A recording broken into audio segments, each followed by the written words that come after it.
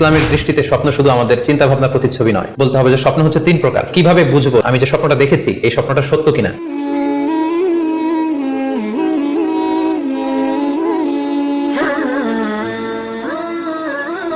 আসসালামু আলাইকুম ওয়া রাহমাতুল্লাহি ওয়া বারাকাতুহু। নাহমাদুহু ওয়া নুসাল্লি আলা রাসূলিহিল কারীম। আম্মা বা'দু ফাআউযু বিল্লাহি মিনাশ শাইতানির রাজীম। বিসমিল্লাহির রহমানির রহিম। প্রিয় দিনী ভাই এবং বোনেরা, আজকে আমরা স্বপ্ন নিয়ে কথা বলবো।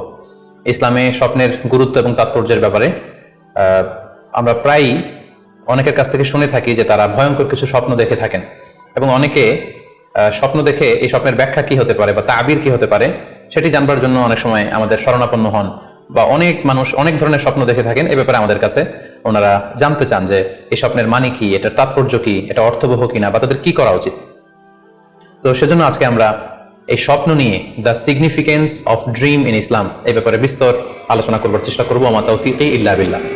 আজকে বেসিক্যালি স্বপ্নের ব্যাপারে আমরা 10টি পয়েন্টে কথা উপস্থাপন করবার চেষ্টা করব। সেগুলো হচ্ছে, প্রথমে আমরা জানবো স্বপ্নের গুরুত্ব ও তাৎপর্যের ব্যাপারে, তারপর জানবো স্বপ্নের প্রকারভেদ, ভালো স্বপ্ন দেখলে করণীয়, খারাপ স্বপ্ন দেখলে করণীয়, তারপর কোন ধরনের স্বপ্নের ব্যাখ্যা প্রয়োজন এবং কোন স্বপ্নের ব্যাখ্যা প্রয়োজন নেই, সত্য স্বপ্নের আলামত অথবা কিভাবে বুঝবো যে আমার স্বপ্নটা অর্থবহ কিনা, স্বপ্নের ব্যাপারে কিছু ইসলামী দিক নির্দেশনা, স্বপ্নে আল্লাহ রাসূল সাল্লাল্লাহু আলাইহি সাল্লামকে দেখা প্রসঙ্গে, যুগে যুগে স্বপ্ন ব্যাখ্যায় কারা পারদর্শী ছিলেন, এবং সবশেষে কোরআন সুন্নাহর আলোকে বিভিন্ন প্রতীক বা চিহ্নের দিকে খেয়াল রেখে স্বপ্নের ব্যাখ্যা। এই 10টি পয়েন্টে আজকে আমরা স্বপ্ন নিয়ে আলোচনা করার চেষ্টা করবো ইনশাআল্লাহ। আমরা সাধারণত অনেকে মনে করে থাকি যে স্বপ্ন হচ্ছে নিছক একটি স্বপ্ন বা এটা কল্পনাপ্রসূত বিষয়। মুমিনের জীবনে বা বিশ্বাসের জীবনে স্বপ্ন শুধু নিছক স্বপ্ন নয়, বরং এটা মুমিন জীবনে অনেক অর্থবহ এবং তাৎপর্যপূর্ণ।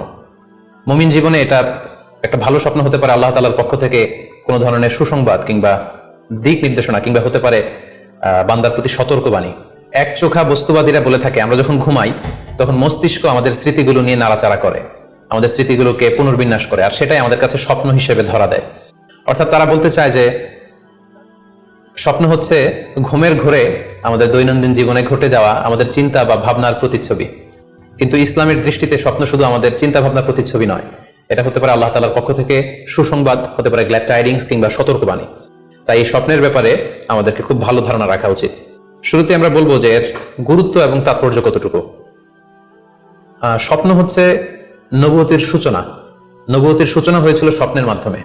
আল্লাহ রাসূল সাল্লাল্লাহু আলাইহি ওয়াসাল্লাম যখন নবী হিসেবে অফিশিয়ালি অ্যাসাইন্ড হন, তার আগে তিনি টানা 6 মাস স্বপ্ন দেখেছেন, যেটা সহিহ বুখারীতে এসেছে, আউয়ালু মা বুদিআ বিহি রাসূলুল্লাহ সাল্লাল্লাহু আলাইহি ওয়াসাল্লাম আর-রুইয়া আস-সাদিকা ফিন নাওম। রাসূল সাল্লাল্লাহু আলাইহি ওয়াসাল্লামের কাছে ওহী বা রেভেলেশনের সূচনা হয়েছিল স্বপ্নের মাধ্যমে। ফাকানা লা ইয়ারা রুইয়া ইল্লা জাআত মিসলা ফালাকিস সুবহি। আর রাতে স্বপ্নে রাসূল সাল্লাল্লাহু আলাইহি ওয়াসাল্লাম যা দেখতেন দিনের বেলা সেটা প্রভাতের সূর্য কিরণের ন্যায় রাসূল সাল্লাল্লাহু আলাইহি ওয়াসাল্লামের কাছে সুস্পষ্ট হয়ে যেত। অর্থাৎ যা তিনি রাতে দেখতেন স্বপ্নে, দিনের বেলা সেটাই হুবহু ঘটে যেত। তো এই হাদিস থেকে আমরা বুঝতে পারি যে স্বপ্ন হচ্ছে ওহীর সূচনা, অর্থাৎ ওহীর সূচনাটা হয়েছিল স্বপ্নের মধ্য দিয়ে। পাশাপাশি আমরা জানি যে ইব্রাহিম আলাইহিস সালাম উনি স্বপ্নে দেখেছিলেন যে উনি ওনার কলিজার টুকরো সন্তান ইসমাঈল আলাইহিস সালামকে জবাই করছেন, যেটা সূরাতুস সাফফাতের 102 নম্বর আয়াতে আল্লাহ তাআলা আমাদেরকে বলছেন। ইব্রাহিম আলাইহিস সালাম বলেছিলেন, ইয়া বুনাইয়া ইন্নী আরা ফিল মানামি আন্নী আযবাহুক ফানজুর মাযা তারা।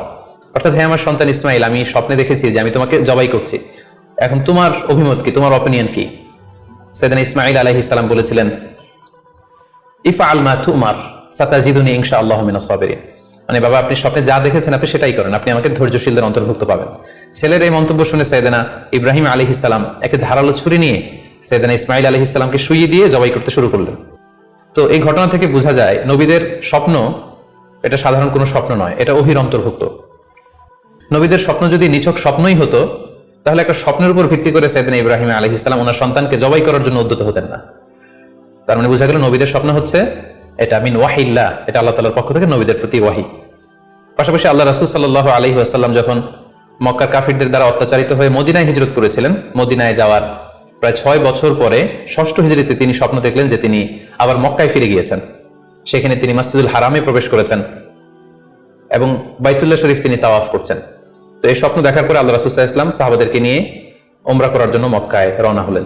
এটাই প্রমাণ করে যে স্বপ্ন যদি নবীদের জন্য নিছক স্বপ্ন হতো তাহলে এই ঝুঁকি, এই রিস্ক আল্লাহ রাসূল সাল্লাল্লাহু আলাইহি ওয়াসাল্লাম নিতেন না। কিন্তু এই ঝুঁকি নিয়েও তিনি উমরা করতে গিয়েছিলেন, যদিও সে বছর তিনি উমরা করতে পারেননি, ওনাকে ফিরে আসতে হয়েছিল। তৎপরবর্তী বছর অর্থাৎ 7ম হিজরিতে তিনি এই উমরাটি সম্পাদন করেছিলেন। তো এই আয়াত এবং রাসূল সাল্লাল্লাহু আলাইহি ওয়াসাল্লামের এই ঘটনাকে কেন্দ্র করে বোঝা যায় স্বপ্ন শুধু নবীদের জন্য স্বপ্ন নয়, এটা ওহীর অন্তর্ভুক্ত। সূরাতুল ফাতিহা আল্লাহ তাআলা ইরশাদ করছেন, লাকাদ সাদাকাল্লাহু রাসূলাহুর রুইয়া বিল হক লা তাদখুলুন্নাল মাসজিদাল হারামা ইনশাআল্লাহ। অর্থাৎ আল্লাহ তাআলা আপনার স্বপ্নকে হে নবী অবশ্যই সত্যায়ন করবেন এবং অচিরে ইনশাআল্লাহ আপনি মসজিদুল হারামে উমরা করার জন্য প্রবেশ করবেন। তাহলে প্রথমে আমরা জানলাম যে নবীদের কাছে ওহীর সূচনা, বিশেষ করে রাসূল সাল্লাল্লাহু আলাইহি ওয়াসাল্লামের কাছে ওহীর সূচনা হয়েছিল স্বপ্নের মধ্যে দিয়ে। এরপর আমরা জানলাম নবীদের স্বপ্ন নিছক স্বপ্ন নয়, এটা ওহীর অন্তর্ভুক্ত।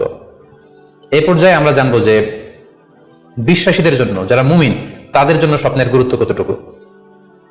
সেক্ষেত্রে আমরা সহিহ বুখারীর একটা হাদিস উল্লেখ করতে পারি, যেখানে আল্লাহ রাসূল সাল্লাল্লাহু আলাইহি ওয়াসাল্লাম বলেছেন, লাম ইয়াবকা মিনান নবুওয়াতি ইল্লাল মুবাশশিরাত। অর্থাৎ নবুয়ত আর পৃথিবীতে নেই, নবী হওয়ার সুযোগ আর পৃথিবীতে নেই, নবুয়ত বন্ধ হয়ে গিয়েছে। কিন্তু আল্লাহ তাআলার পক্ষ থেকে মুবাশশিরাত কিন্তু বন্ধ হয়নি, মুবাশশিরাত আসবে। সাহাবা জিজ্ঞেস করলেন, ওমাল মুবাশশিরাত, হে আল্লাহর রাসূল মুবাশশিরাত কি?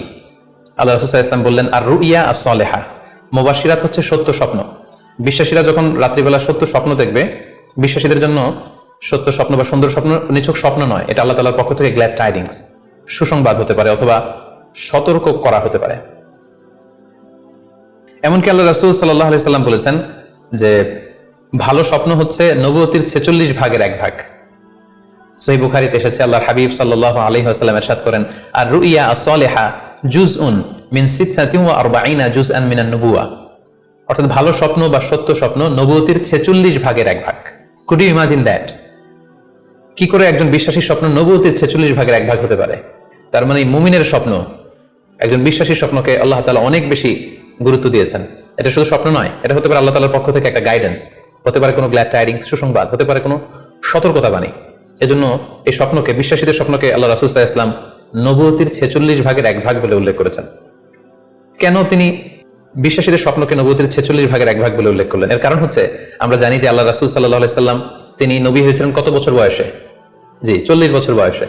এবং তিনি পৃথিবী থেকে ইন্তেকাল করেছিলেন 63 বছর বয়সে। অর্থাৎ ওনার নবুয়তির পুরো ডিউরেশনটা ছিল 23 বছর। তাহলে নবুয়তির সময়সীমা ডিউরেশন ছিল 23 বছর।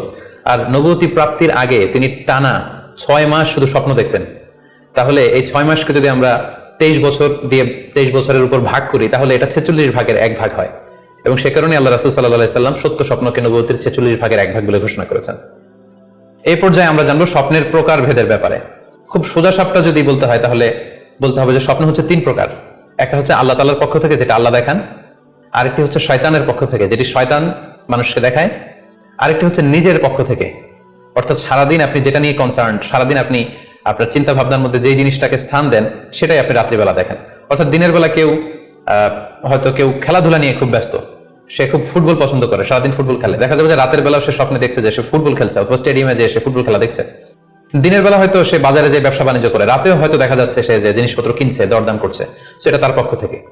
তাহলে বেসিকলি স্বপ্ন হচ্ছে 3 ধরনের, একটা আল্লাহর পক্ষ থেকে, একটা শয়তানের পক্ষ থেকে, আরেকটা হচ্ছে নিজের পক্ষ থেকে, যেটা আমরা সহিহ মুসলিমের একটি বর্ণনা থেকে জানতে পারি, যেখানে আল্লাহ রাসূল সাল্লাল্লাহু আলাইহি ওয়াসাল্লাম ইরশাদ করছেন, আর রুইয়া সালাসা, স্বপ্ন হচ্ছে 3 ধরনের। ফারুইয়া আস-সালিহা বুশরা মিনাল্লাহ, যেটা ভালো স্বপ্ন সেটা হয় আল্লাহর পক্ষ থেকে। ওয়া রুইয়া তাহজিনুন মিনাশ শাইতান, আরেকটা স্বপ্ন থাকে যেটা শয়তানের পক্ষ থেকে, সেটা ভয় দেখানো হয়। ভয়ঙ্কর যদি কোনো দুঃস্বপ্ন দেখে থাকেন, তাহলে এটা আল্লাহর পক্ষ থেকে নয়, এই স্বপ্নটা শয়তানের পক্ষ থেকে। আরেকটি হচ্ছে রুইয়া মিম্মা ইউহাদ্দিসুল মারউ নাফসাহু, আরেকটি স্বপ্ন ব্যক্তি সে নিজের সাথে নিজে স্বপ্নে হয়তো কথা বলে বা এমন কিছু দেখে যেটা সুসংবাদও নয়, যেটা ভয়ঙ্করও কিছু নয়, বরং সারাদিন সে যে বিষয়টি নিয়ে চিন্তা ভাবনা করতো, রাতে সেটার একটা প্রতিচ্ছবি, সেটাই সে দেখতে পাচ্ছে। এটা হচ্ছে নিজের পক্ষ থেকে স্বপ্ন। তাহলে খুব সহজে আমরা এভাবে বলতে পারি যে স্বপ্ন 3 প্রকার, একটা হচ্ছে রাহমানি, আর একটা হচ্ছে শাইতানি, আর একটা হচ্ছে নাফসানি। আই রিপিট, আমি আবার বলছি, স্বপ্নের প্রথম প্রকার হচ্ছে রাহমানি, দ্বিতীয় প্রকার হচ্ছে শাইতানি, তৃতীয় প্রকার হচ্ছে নাফসানি। যেটা রাহমানি সেটা রহমানের পক্ষ থেকে, আল্লাহ দেখান। আর যেটা শয়তানি সেটা শয়তানের পক্ষ থেকে, শয়তান ভীতিকর পরিবেশ তৈরি করার জন্য বা ভয় দেখানোর জন্য যেটা দেখায়।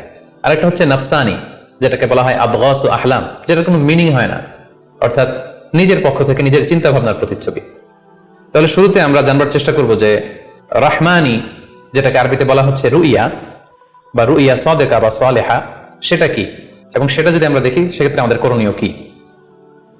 এক্ষেত্রে আমরা সহিহ বুখারীর একটি হাদিসকে উল্লেখ করতে পারি, যেখানে আল্লাহ রাসূল সাল্লাল্লাহু আলাইহি ওয়াসাল্লাম ইরশাদ করেছেন, ইযা রাআ আহাদুকুম রুইয়া ইউহিব্বুহা, তোমাদের কেউ যদি কোনো স্বপ্ন দেখে, যে স্বপ্নটা সে পছন্দ করে, মানে স্বপ্নটা দেখে he feels good or she feels good, তার ভালো লাগছে, তাহলে বুঝতে হবে ফা ইন্নামা হিয়া মিনাল্লাহ, এই স্বপ্নটা আল্লাহর পক্ষ থেকে, এটা সাধারণ স্বপ্ন নয়, এটা খুবই অর্থবহ স্বপ্ন। তখন সে কি করবে? ফালিয়াহমাদিল্লাহ আলাইহা, সে তখন এই সুন্দর স্বপ্ন দেখার কারণে আল্লাহ শুকরিয়া করবে। ওয়াল ইউহাদ্দিস বিহা, এবং চাইলে সে এই স্বপ্নের কথা মানুষের কাছে বর্ণনা করতে পারে বা শেয়ার করতে পারে। তাহলে সহিহ বুখারীর এই হাদিসের ভাষ্য অনুযায়ী আমরা যেটা বুঝলাম, আমরা যদি ভালো কোনো স্বপ্ন দেখি তাহলে 3টি কাজ করা যেতে পারে। প্রথমত আল্লাহর প্রশংসা করা, যেহেতু আমি ভালো একটি স্বপ্ন দেখেছি, আল্লাহ শুকরিয়া বা প্রশংসা আমরা করতে পারি। দ্বিতীয়ত চাইলে সুসংবাদ হিসেবে এই স্বপ্নটা আমি কারোর সাথে শেয়ার করতে পারি। আর 3 নাম্বার হচ্ছে এমন ব্যক্তিকে আমি শেয়ার করব যে আমাকে ভালোবাসে বা যে আমার শুভাকাঙ্ক্ষী, তা না হলে আমি হিংসার শিকার হতে পারি। কারণ আন-নি'মাতু মাহসুদা, যে কোনো ধরনের নেয়ামতি, আপনি যদি আল্লাহর কোনো বিশেষ মার্সি, ব্লেসিংস বা নেয়ামত পেয়ে ধন্য হন, এটা সবার ভালো নাও লাগতে পারে, এটা সবার অন্তরে সহ্য নাও হতে পারে, ফলে আপনি হিংসার শিকার হতে পারেন। সো ভালো স্বপ্ন দেখলে আপনি চাইলে কারোর কাছে শেয়ার করতে পারেন। সেক্ষেত্রে সে যদি আপনার শুভাকাঙ্ক্ষী হয় বা আপনাকে পছন্দ করে, আপনাকে ভালোবাসে, এরকম কাছের কারোর সাথে আপনি শেয়ার করতে পারেন। আমরা সবাই নিঃসন্দেহে এরকম ভালো ভালো স্বপ্ন দেখতে চাই, আমরা কেউই ভয়ঙ্কর কোনো স্বপ্ন দেখতে চাই না।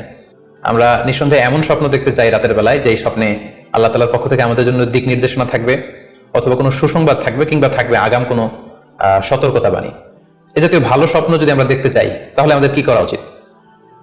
সেক্ষেত্রে সর্বপ্রথম আমাদের যেটা করতে হবে, আমাদেরকে সত্যবাদী হতে হবে। সাধারণত সত্যবাদীদের স্বপ্ন সত্য হয়ে থাকে। যেখানেই সত্য সেখানেই যেন আমার অবস্থান হয়, আমি যেন সবসময় সত্যের পক্ষে থাকি।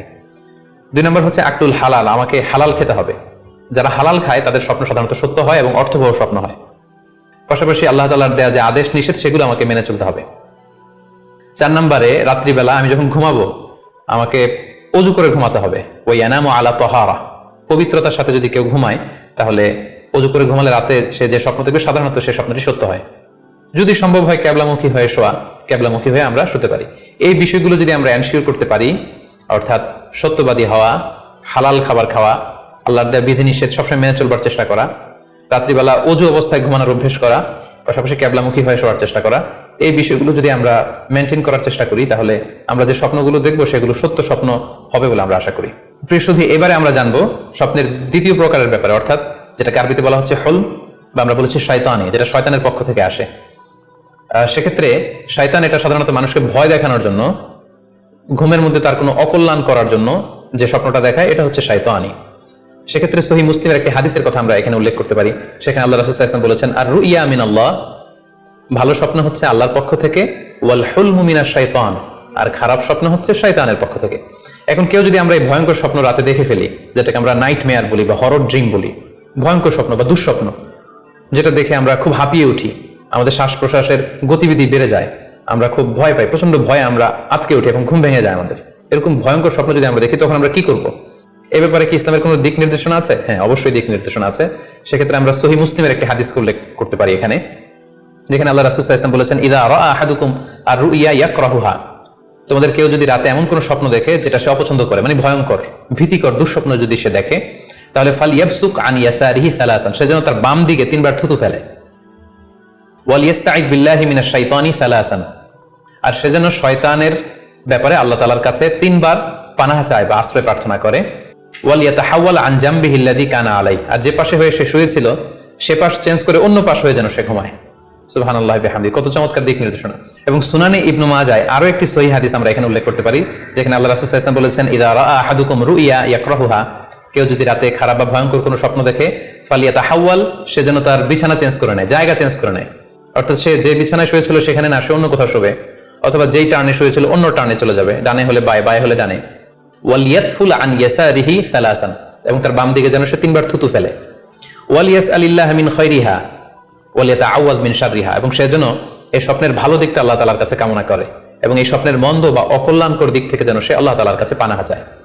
সম্মানিত সুধী মণ্ডলী, এই হাদিস দুটির আলোকে আমরা বুঝতে পারি যে কেউ যদি হরর ড্রিম বা নাইট মেয়ার, যেটাকে আমরা দুঃস্বপ্ন বা ভয়ঙ্কর স্বপ্ন বলছি, এই ধরনের স্বপ্ন অনেকেই দেখে থাকে এবং আমাদের কাছে প্রায় বলে যে সে দুঃস্বপ্ন দেখে রাতের বেলা, ভয়ে সে ভটকে যায়, আটকে ওঠে, ঘুম ভেঙে যায়।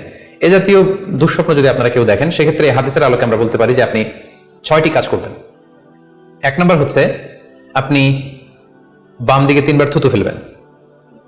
2 নম্বর হচ্ছে 3 বার আপনি তাআউজ করবেন, অর্থাৎ আপনি পড়তে পারেন আউযু বিল্লাহি মিনাশ শাইতানির রাজিম, অর্থাৎ হে আল্লাহ, আমি বিতাড়িত শয়তানের ব্যাপারে আপনার কাছে পানাহ চাচ্ছি। অথবা আপনি পড়তে পারেন আউযু বিল্লাহি মিন শাররিহা, হে আল্লাহ, আমি এই শয়তানের অকল্যাণকর বা যে এভিল সাইড আছে, খারাপ দিক আছে, এই ব্যাপারে আমি আপনার কাছে পানাহা চাচ্ছি। 3 বার আপনি এটা করবেন। 3 নম্বরে, আপনি যদি আপনার ঘুমকে আবারও কন্টিনিউ করতে চান, তাহলে বা দিকে থেকে যদি স্বপ্ন দেখেন, তাহলে আপনি ডান দিকে টার্ন করবেন। আপনি ডান কাতে ঘুমাচ্ছিলেন, এরকম যদি হয়, তাহলে বাম দিকে আপনি সরে যাবেন, অথবা যেখানে শুয়েছিলেন ওই জায়গাটা চেঞ্জ করে অন্য কোথাও শুবেন। 4 নাম্বার হচ্ছে, আপনি যদি ঘুম আর কন্টিনিউ করতে না চান, তাহলে আপনি অজু করে ফেলবেন। তাৎক্ষণিক আপনি আপনার ঘুম যদি আপনি কন্টিনিউ করতে না চান, অজু করে ফেলবেন এবং 2 রাকাত সালাত আদায় করবেন। 5 নাম্বার হচ্ছে, এই স্বপ্ন আপনি কারোর সাথে শেয়ার করবেন না। এ ব্যাপারে আমরা সামনে বিস্তারিত বলছি। ভয়ঙ্কর স্বপ্ন দেখলে সাধারণত কারোর সাথে শেয়ার করবেন না। যদি শেয়ার করতে হয়, তাহলে প্রলিফিক স্কলার, ভালো আলেম, যার এলেম আছে, যার আমল আছে, এরকম লোক, কিংবা আপনার ওয়েল উইশার যারা আছে, আপনার শুভাকাঙ্ক্ষী, এরকম কারোর সাথে শেয়ার করতে পারেন। 6 নাম্বার, যদি সুযোগ হয়, আপনি কিছু চ্যারিটি করে দিতে পারেন, দান করে দিতে পারেন, কারণ সাদাকাতু তারুদ্দুল বালা, দান করলে, চ্যারিটি করলে এটা মানুষের বিপদ বা বালা মুসিবতকে দূর করে দেয়।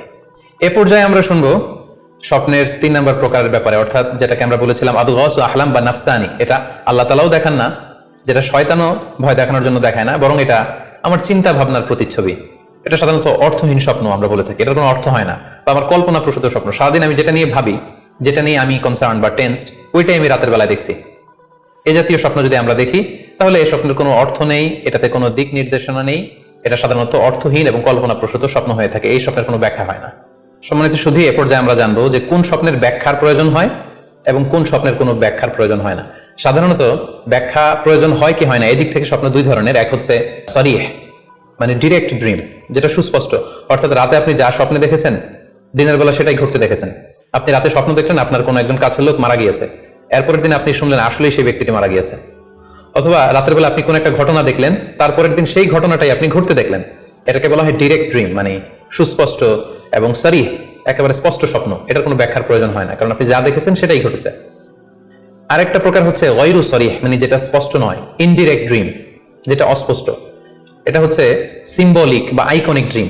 আপনি এমন অস্পষ্ট, আইকনিক বা এমন কিছু সিম্বল দেখেছেন রাতে ঘুমের ঘরে স্বপ্নে, যেটা থেকে সুস্পষ্ট আসলে কিছু বোঝা যায় না, বরং এখানে একটা সিম্বল আছে, এখানে একটা প্রতীক আছে বা আইকন আছে। এই জাতীয় যে স্বপ্নগুলো আছে, সাধারণত এগুলোর ব্যাখ্যার প্রয়োজন হয়, যেহেতু আপনি বুঝতে পারছেন না যে এটা দিয়ে আসলে কি বোঝানো হচ্ছে। সম্মানিত সুধী, এ পর্যায়ে আমরা জানার চেষ্টা করব যে সত্য স্বপ্নের আলামত কি কি, অর্থাৎ কিভাবে বুঝবো যে আমি যে স্বপ্নটা দেখেছি, এই স্বপ্নটা সত্য কিনা বা অর্থবহ কিনা। অনেকে আমাদের কাছে জানতে চায় যে আমি এই স্বপ্নটা দেখেছি, এটা কি সত্য স্বপ্ন, এটা কি অর্থবহ স্বপ্ন, বা এটা কি আল্লাহর পক্ষ থেকে কোনো গাইডেন্স মূলক বা দিক নির্দেশনা বা সুসংবাদমূলক স্বপ্ন। কিভাবে আমরা বুঝতে পারি? কিছু আলামত রয়েছে, কিছু নিদর্শন রয়েছে, যেগুলোর আলোকে কিন্তু আমরা সহজেই বুঝতে পারি যে স্বপ্নটা সত্য কিনা। সুনানে আবু দাউদের এক বর্ণনায় আল্লাহ রাসূল সাল্লাল্লাহু আলাইহি ওয়াসাল্লাম ইরশাদ করেছেন, আসদাকুন নাসি রুইয়া আসদাকুহুম হাদিসা। যে ব্যক্তি সত্য কথা বলে বেশি, তার স্বপ্ন সত্য হয় বেশি। তবে সহজে আমরা বুঝলাম, আপনি যদি সত্যবাদী হন, সাধারণত আপনার স্বপ্নগুলো জেনারেলি সত্য হবে। সেক্ষেত্রে সত্য স্বপ্ন বা অর্থবহ স্বপ্ন চেনার প্রথম আলামত হচ্ছে, এই স্বপ্ন দেখে আপনার ভালো লাগবে। You feel good after seeing the dream. আপনি স্বপ্ন দেখার পরে আপনার খুব স্বস্তি লাগবে, আপনার ভালো লাগবে, আপনার কাছে এই স্বপ্নটা পছন্দ হবে, খুব ভালো লাগবে স্বপ্নটা। যদি এরকম ফিলিং হয় আপনার, তাহলে আপনি বুঝবেন এই স্বপ্নটা সত্য ছিল এবং অর্থবহ ছিল। 2 নাম্বার হচ্ছে true dreams are very short and concise. সত্য স্বপ্ন খুবই শর্ট হয়, কনসাইজ হয়। আরবিতে যেটাকে বলা হয় ওয়াদিহা জালিয়া, খুবই শর্ট, স্পষ্ট, ক্লিয়ার এবং কনসাইজ। অনেকে রাতে অনেক লম্বা লম্বা স্বপ্ন দেখে, লম্বা এপিসোড দেখে, একটার পর একটা ঘটনা দেখতে থাকে, মুভির মতো লম্বা লম্বা ঘটনা সে দেখতে থাকে। এই জাতীয় লম্বা লম্বা ঘটনা যদি আপনি দেখে থাকেন রাতে, বা এপিসোড আকারে একটার পর একটা ঘটনা যেটার সাথে কোনো মিল নেই, এই জাতীয় স্বপ্নের সাধারণত কোনো অর্থ হয় না, এগুলো অর্থবহ স্বপ্ন নয়। অর্থবহ স্বপ্ন চিনার 3 নাম্বার আলামত বা সাইন হচ্ছে রিপিটেশন, অর্থাৎ একই স্বপ্ন যদি আপনি বারবার দেখেন, তাহলে বুঝতে হবে এটা অর্থবহ স্বপ্ন, এবং এটার মাধ্যমে আল্লাহ তাআলা আপনাকে কোনো দিক নির্দেশনা বা গাইডেন্স দিতে যাচ্ছেন। আপনাকে বোঝার চেষ্টা করতে হবে যে আসলে আল্লাহ তাআলা আপনাকে কি বোঝাতে যাচ্ছেন। তাহলে 3 নাম্বার হচ্ছে রিপিটেশন। বারবার যদি কোনো স্বপ্ন দেখেন, এই স্বপ্নটা সত্য হবে এবং অর্থবহ হবে। এটা নট নেসেসারি যে আপনি একাই বারবার দেখেন। একজন মানুষ একটা স্বপ্ন বারবার দেখলে যেমনি অর্থবহ, পাশাপাশি একই স্বপ্ন যদি অনেকে দেখে, তাহলে সেই স্বপ্নটাও অর্থবহ।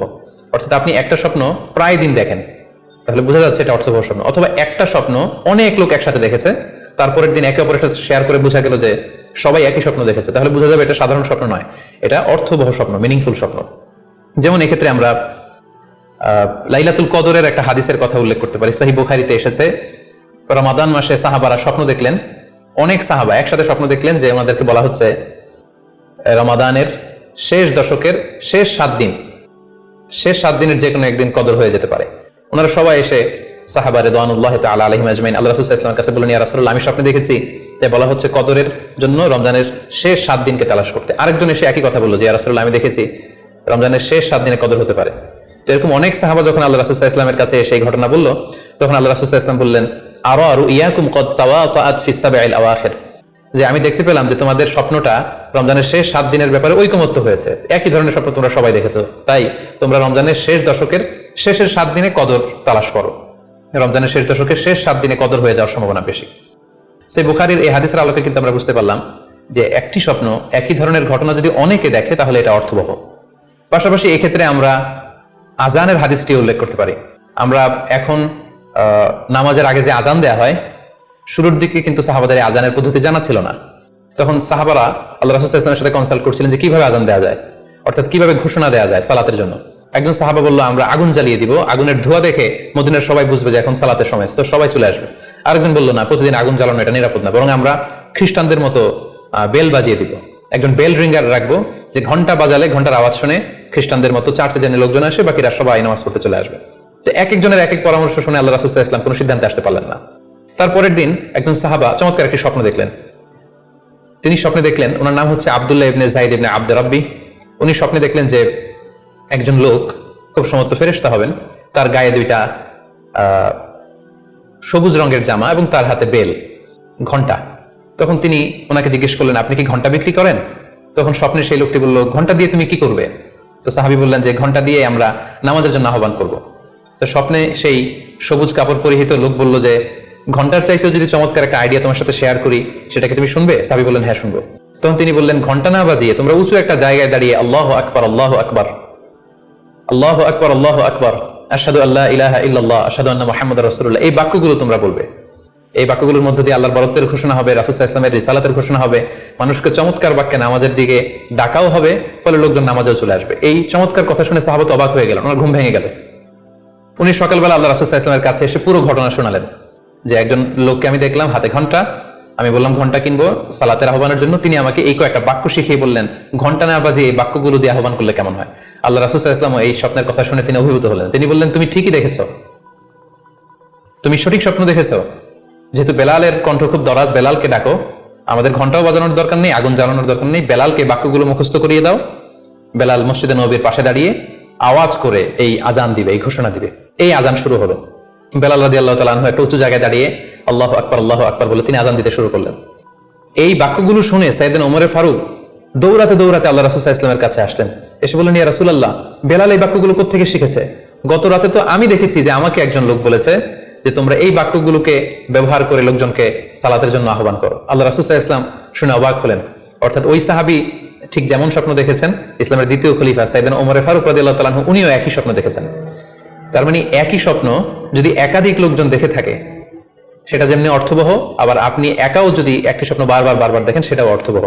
আমরা আজান যে কিভাবে ইন্ট্রোডিউস হলো মুসলিম কমিউনিটির মধ্যে, এই হাদিসের আলোকে বুঝতে পারি যে কোনো স্বপ্ন আপনি বারবার দেখলে বা অনেকে একই স্বপ্ন দেখলে সেই স্বপ্নটা অর্থবহ হবে।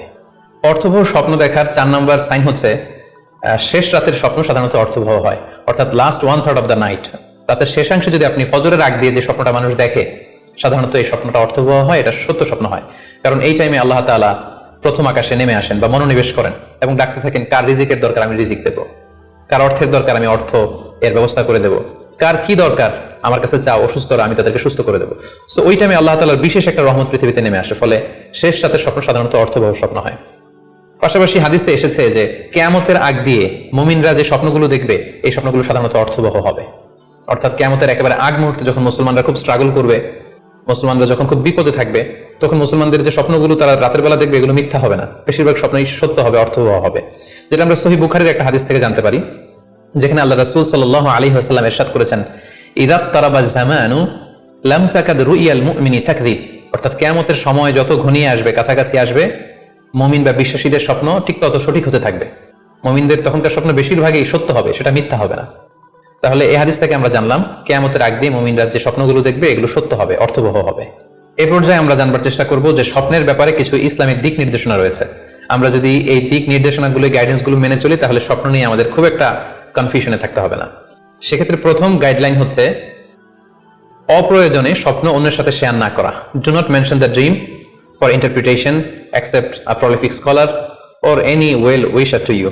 কেউ যদি খুব বড় আলেম হয়ে থাকেন, শায়েখ হয়ে থাকেন, তার এলম আছে, আমল আছে, এরকম কারো কাছে শেয়ার করতে পারেন। অথবা আপনার শুভাকাঙ্ক্ষী আপনাকে ভালো অ্যাডভাইস করতে পারে, আপনাকে পছন্দ করে, এরকম লোক ছাড়া কারোর কাছে স্বপ্ন শেয়ার করা যাবে না।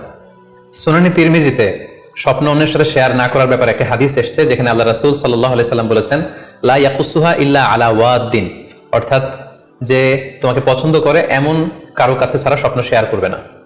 অথবা আও যী রাইন, এমন লোক যে ডিসিশন দিতে পারে, he can advise you, he can provide you the right decision, এরকম লোক যদি আপনার কাছের শুভাকাঙ্ক্ষীদের মধ্যে থেকে কেউ থেকে থাকে, আপনি তার সাথে শেয়ার করতে পারেন। ওয়ালা ইউহাদ্দিসু বিহা ইল্লা লাবিবান আও হাবিবান, সে আপনার হাবিব, সে আপনার বন্ধু, সব কাছের লোক, বজম ফ্রেন্ড, আপনার শুভ কামনা করে সব সময়, এই জাতীয় লোকের কাছে আপনি স্বপ্ন শেয়ার করতে পারেন। অনেক বর্ণনা এসেছে ওয়ালা ইয়াকুসুর রুইয়া ইল্লা আলা আলিমিন আও নাসিহ, স্বপ্ন শেয়ার করতে হলে ভালো আলেমের কাছে শেয়ার করো, অথবা নাসিহ, যে তোমাকে ভালো অ্যাডভাইস করতে পারবে, উপদেশ দিতে পারবে, এরকম কারো কাছে শেয়ার করো, অন্য কারো কাছে নয়। সুনানি তিরমিজিতে এ ব্যাপারে একটি বাব রচনা করা হয়েছে, যে বাবু লা তাকুসুর রুইয়া ইল্লা আলা আলিম আও নাসিহ, আলেম বা শুভাকাঙ্ক্ষী নসিহতকারী ছাড়া কারো কাছে স্বপ্ন শেয়ার করা যাবে না।